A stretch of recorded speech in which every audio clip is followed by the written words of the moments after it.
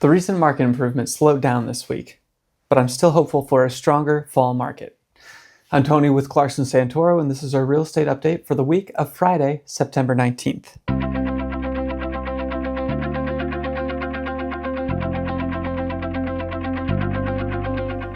We know that selling or buying a home can be very stressful and confusing.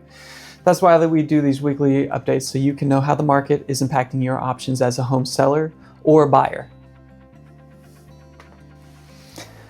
This week, there are 46 homes on the market, one less than last week, with an average asking price right about the same at $1,735,000, down from $1,110,000 last week. 2 fewer homes went pending this week, but the average asking price for those pending homes jumped a little bit, up to $1,773,000, up from the $1,738,000 we had last week. And 14 homes closed this week, 3 more than last week, and that average sales price is almost exact, just $2,000 more on average this week.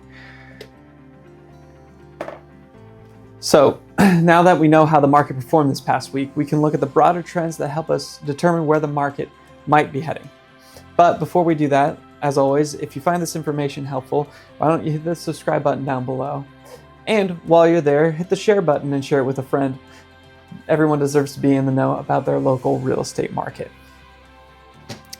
Okay, let's take a look at the broader indicators, starting, like always, with the inventory. It stayed roughly the same this week. Last week, there was 1 more home on the market by the end of the week than we have right now. It is very normal to have inventory fall during the fall market, as we head into the fall market, I should say. The hope for this year is that by reducing down to a more normal number, that will kickstart this fall market and make it be a little bit better. Even with the further reduction of inventory this week, that didn't help or improve our turnover rate. That's an indicator of how few homes are going pending. Last week, it felt like there was a good chance we'd get a boost in the market, even though we were heading into the fall season, which is typically when the market is slowing down. This turnover rate kind of reducing tempers that expectation and hope a little bit.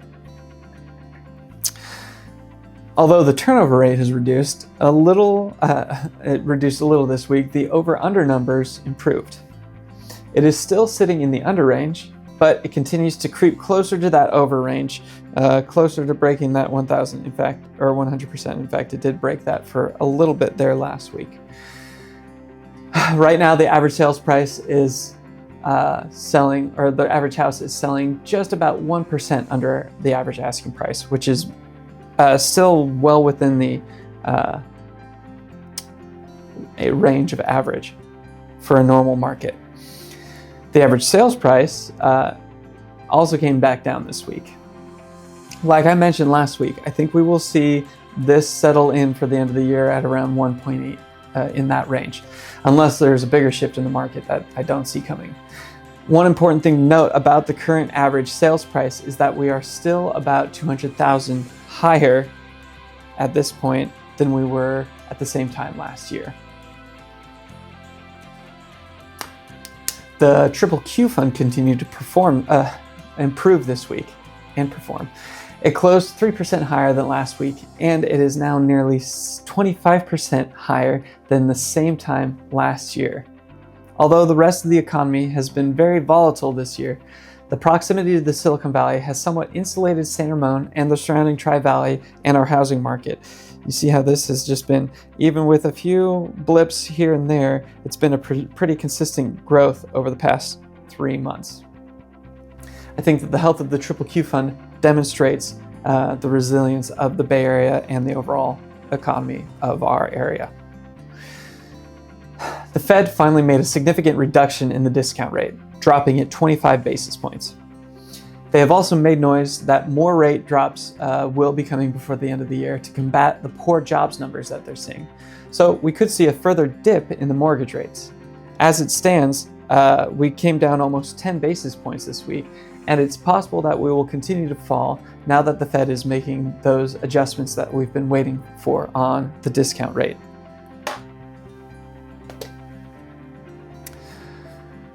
This week was more of a slow your roll type of week. There continued to be a few improvements, although they were somewhat small, in a handful of the indicators. At the same time, there were some negative movements in two of the more important indicators, those being the turnover rate and average sales price. It's almost as if the market sensed the renewed hope that the fall market would be noticeably better than the summer, and it wanted to temper our expectations. Hopefully, it will pick back up it'll pick up some more momentum with the adjustment in the interest rates that we're currently experiencing. Thank you for joining me on this weekly update. I hope it helps you understand how our market is impacting your options. Don't forget to hit the subscribe button and ring the notification bell so you can stay informed on how the market continues to shape up as we head into fall. And if you have any questions about how you can navigate the stressful, confusing process of selling or buying a home, leave a comment down below or reach out to us directly. We're here to help guide you every step of the way. Have a safe weekend, and we'll see you next week with a new update.